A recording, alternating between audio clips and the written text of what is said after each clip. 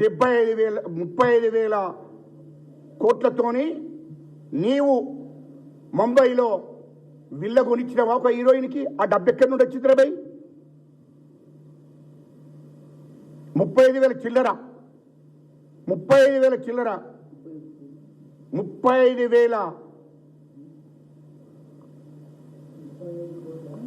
కోట్లు, సారీ 35 కోట్ల 770 ఏదో 77,000 ఏదో ఉంది. 35,000 77,000 రూపాయలతోని ఒక విల్ల కొనిచ్చావు హీరోయిన్కి. ఆ డబ్బు ఎక్కడి నుండి వచ్చిందిరా?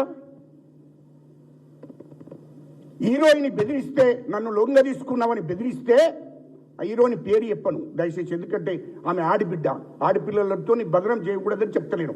ఆమె ఫోటో ఉంది, ఆమె మాట్లాడిన రికార్డు కూడా ఉంది.